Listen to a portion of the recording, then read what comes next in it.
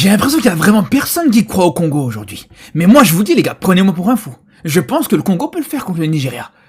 Quand on voit la qualité de cette équipe, pour moi c'est un 11 qui est vraiment très cohérent. Non seulement c'est un 11 qui a de la qualité, mais en plus de ça, quand on voit le style de jeu de cette équipe congolaise, c'est vraiment ce que détestent les Nigérians. Quand ils tombent contre un bloc bas, une équipe bien organisée, qui peut partir en contre-attaque et leur faire mal dans les contre-attaques, c'est là où généralement on voit souvent que les Nigérians, ils ont beaucoup de mal les gars. Et je vous dis, en dehors de ça, la qualité elle est exceptionnelle. Une très belle défense. Mbemba, Touanzebe en charnière centrale, ils ont été monstrueux contre le Cameroun. Les latéraux avec Van Bissaka, pareil, qui a été très bon contre le Cameroun. Et Masuaku qui revient dans ce 11, qui peut être aussi intéressant dans les coups de pied arrêtés. On se rappelle comme contre la Guinée à la CAN où il a marqué un coup franc comme ça. Le milieu de terrain aussi, qui a cette fraîcheur en même temps et cette expérience. Mutusami, Mukao et Sadiki, c'est vraiment de la qualité. Et même devant, aime beaucoup, qui a fait aussi un match intéressant contre le Cameroun. Bakambu qu'on a un petit peu moins vu justement, qui a été un petit peu décevant contre les Camerounais, mais qui justement pourra se rattraper aujourd'hui. Et Mesha Kelia qui revient dans ce 11, ça peut être cohérent les gars, ça peut vraiment être intéressant, j'ai hâte de voir ça les gars. On se retrouve après le match.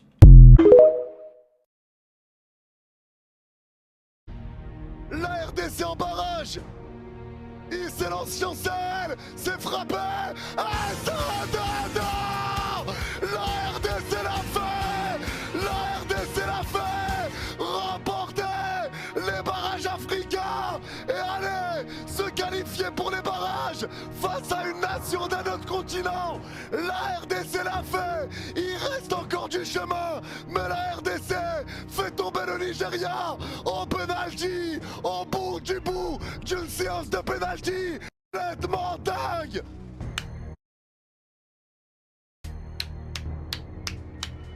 Bravo, bravo, bravo.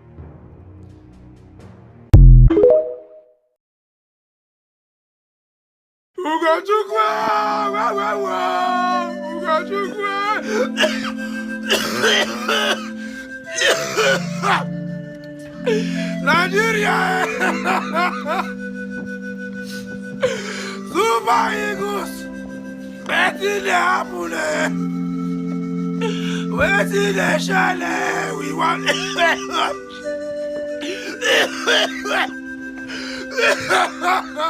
God, abeg. Why they bomb me for this country? We not good for anything again. We not good.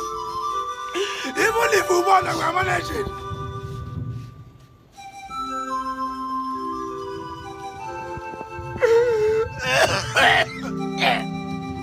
We are not playing well again. Wait, I want to ask a question. Why are we even in the playoff in the first place? Is it not our mate that is already qualified? Are we not the same people with Morocco? What of Senegal? Why are we even in the playoff? We have players everywhere. We have players in Europe. But we can't qualify. We have to play playoff. And we are still collecting woto. Oh God, I beg. I don't want to be a Nigerian there. The pain is too much.